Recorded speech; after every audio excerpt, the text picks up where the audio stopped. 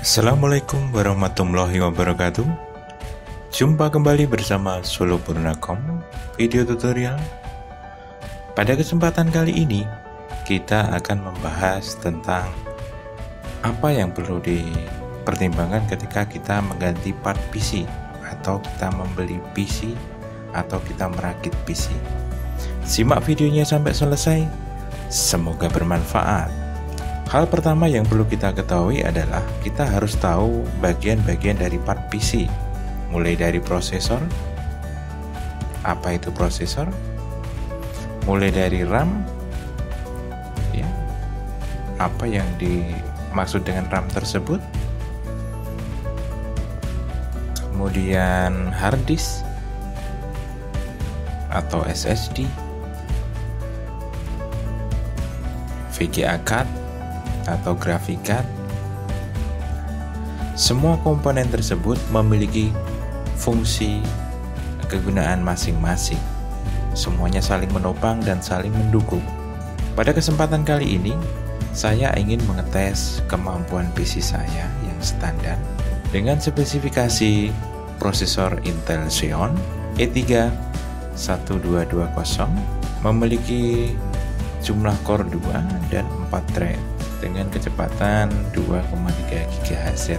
Saya membeli prosesor ini karena memiliki TDP yang sangat rendah, yaitu sekitar 20 watt untuk kelas prosesor server ya. Kemudian saya menggunakan RAM DDR3 dengan kecepatan 8 GB, kemudian SSD 120 GB dan penambahan untuk data 500 GB. Kemudian graphic card yang saya gunakan adalah FirePro versi V4900 DDR5 dengan 1 GB RAM dan 128 bit. Kita coba tes mulai dari kita membuat desain sampai pada rendering ya, atau nanti kita atur sedemikian rupa sehingga kita tahu komponen mana yang harus kita ganti, harus kita tambah ya. Jadi kita tidak asal mengganti part PC hanya mengikuti tren atau mode, tapi kita tahu apa yang dibutuhkan PC kita, itu kata kuncinya. Jadi jangan sekedar mengikuti tren padahal yang dibutuhkan pada saat ini hanyalah sampai pada titik tertentu. Oke, untuk melihat kebutuhan PC kita, mengukur kemampuan PC kita, kita bisa masuk pada Task Manager ya, dengan cara ketik Ctrl plus Alt dan Del ya, kita pencet dalam bersamaan 3 poin tersebut. Kemudian nanti kita pilih performance. Di sini nanti akan di performance akan muncul grafik mulai dari GPU, memori, hard disk, kemudian internet, kemudian WiFi. Di Windows yang terbaru, di sini sudah muncul nanti paling bawah adalah graphic card. Kita akan coba melakukan rendering dengan aplikasi Filmora yang sering saya gunakan untuk editing video. Akan kita lihat mana yang bekerja sangat keras.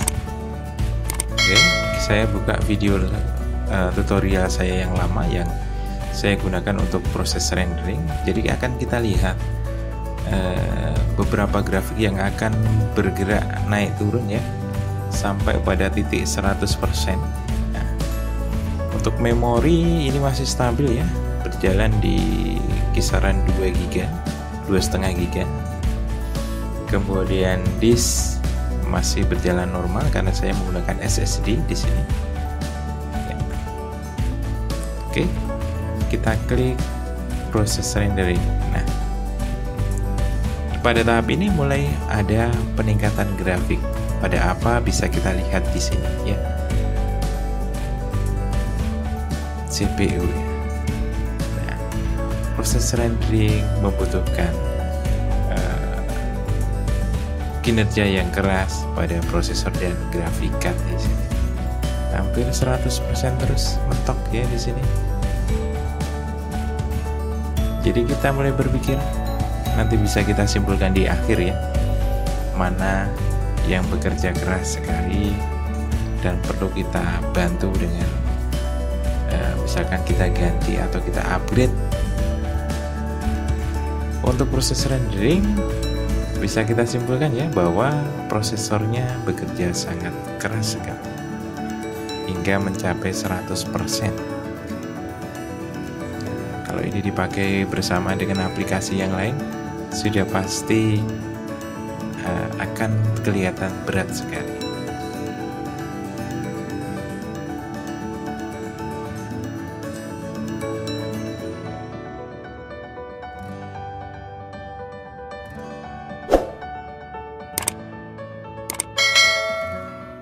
Ketika kita close semuanya, akan kelihatan grafiknya langsung turun drastis ya, di bawah 40% ya, turun.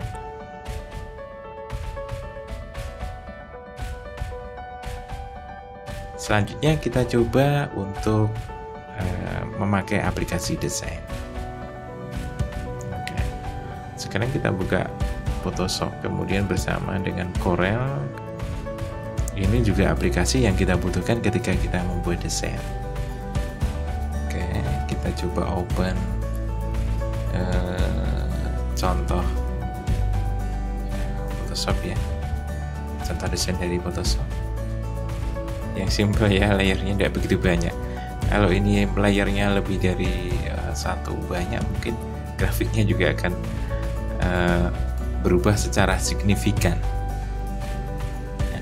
grafik di prosesor.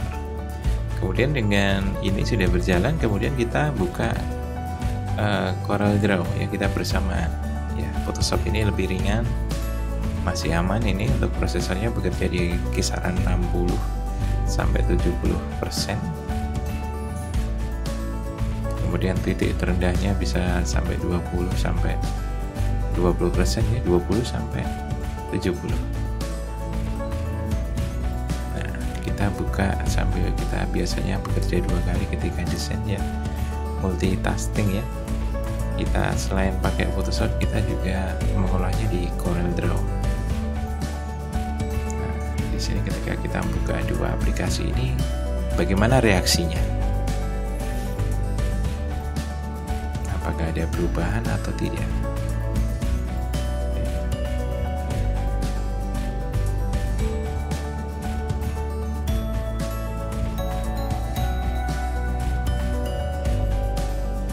Perubahan yang terjadi ketika di Corel, ketika kita melakukan export atau merubah file, menyimpannya menjadi JPG, bitmap, itu akan kelihatan sekali ketika proses ekspornya. Untuk grafik aman ya di sini. Corel masih aman, jadi untuk desain komputer saya masih relatif aman, tidak ada yang perlu kita ganti ketika kita pakai desain.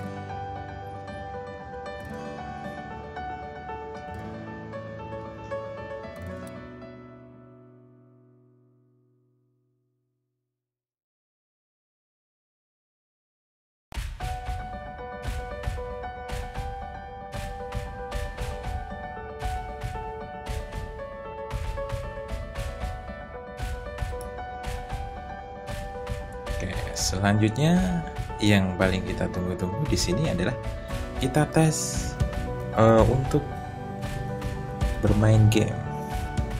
Ya, di sini kinerja prosesor, kemudian satu lagi adalah graphic card sangat berperan penting. Ya, saya main game Crysis ya, Crysis yang pertama. Untuk Crysis 3 juga support ini untuk grafik cardnya. Nah, di sini ketika buka intro pembukaan dari game, grafiknya sudah mulai ada peningkatan. Memori masih aman karena ternyata yang dipakai hanya kisaran 2 sampai 3 GB lah di sini dari 8 GB. Jadi kadang kita iren, ada yang memakai sampai 16 GB sampai 32 GB, tapi ketika kita pakai ternyata yang dipakai hanya kisaran 4-8 GB, di bawah 8 GB.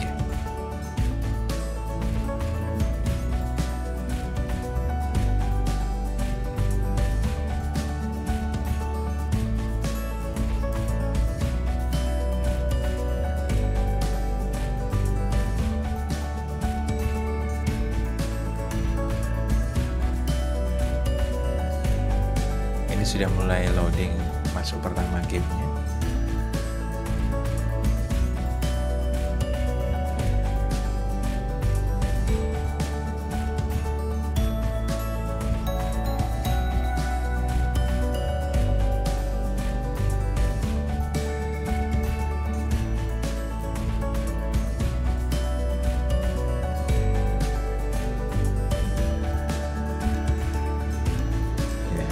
Sudah mulai proses gamenya berjalan.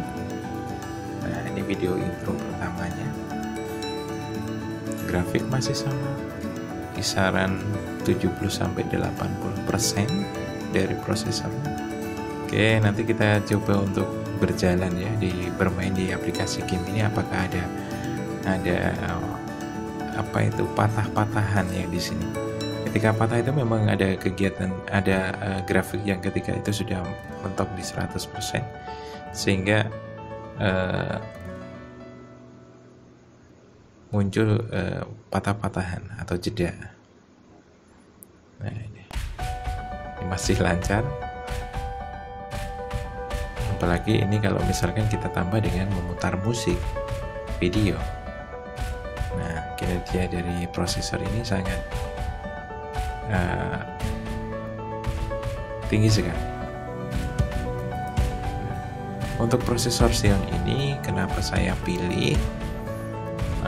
Karena saya lebih mementingkan di save energi ya, atau istilahnya hemat energi.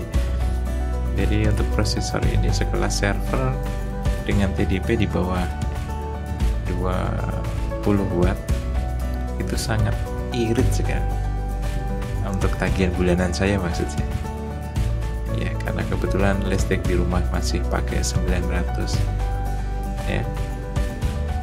Kemudian pasang AC dan membuka PC, kemudian TV, kulkas, sudah dipastikan tidak kuat dan jeglek. Dengan prosesor ini lebih efisien, lebih hemat, karena prosesor ini sekelas dengan Core i3 generasi 2 kalau tidak salah, generasi 2 generasi 3 yang hanya memiliki 2 core dan 4 thread. Pada pengetesan selanjutnya kita akan mencoba menggunakan media browser atau kita menggunakan internet. Apakah ada perubahan yang signifikan pada komponen-komponen yang berjalan melalui grafik yang ditampilkan? Ternyata juga sama. CPU juga berperan penting. Di sini juga disk juga berperan penting, karena sudah mulai ada pergerakan grafik pada disk juga. Di akhir video ini dapat kita simpulkan bahwa kinerja prosesor yang saya gunakan sudah mulai kedodoran dengan aplikasi-aplikasi terbaru. Jadi sangat direkomendasikan untuk mengupgrade prosesor yang saya gunakan. Dengan video ini kita bisa melihat, kita bisa mengukur dan apa yang perlu diganti dalam PC kita atau laptop kita. Akhir kata, semoga bermanfaat. Jangan lupa like, komen, subscribe bagi yang belum subscribe. Nyalakan loncengnya agar selalu mendapatkan notifikasi dari Solopurnakom. Salam prokes, salam sehat. Wassalamualaikum warahmatullahi wabarakatuh.